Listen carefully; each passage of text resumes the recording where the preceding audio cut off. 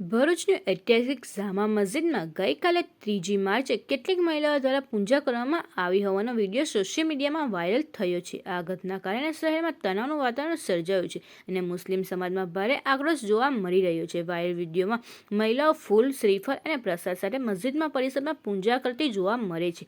આ કૃત્ય સામે મુસ્લિમ સમાજે વિરોધ નોંધાવી જવાબદારો સામે કાર્યવાહીની માંગ કરી છે.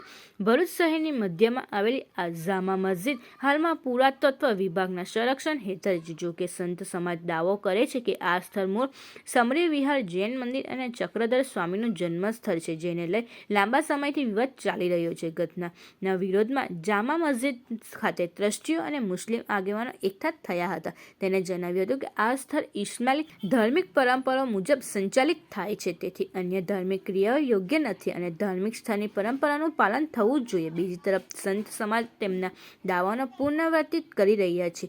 આ સ્થળ જૈન મંદિર અને ચક્રધર સ્વામીનું જન્મસ્થળ હતું. આ મુદ્દે અગાઉ સંત સમિતિ દ્વારા ઉપવાસ આંદોલન પણ કરવામાં આવ્યું હતું. મસ્જિદ પુરાતત્વ વિભાગ દ્વારા હોવા છતાં અંદર નિયમોનું વિરુદ્ધ મદરેસા સહિતની પ્રવૃત્તિઓ ચાલતી હોવાનો આક્ષેપો પણ ભૂતકાળમાં થયા હતા. આ સમગ્ર ઘટનાને પગલે શહેરમાં વિવિધ વર્ગોમાં ચર્ચા શરૂ થઈ છે. તંત્ર દ્વારા હાલ પરિસ્થિતિ પર નજર રાખવામાં આવી રહી છે.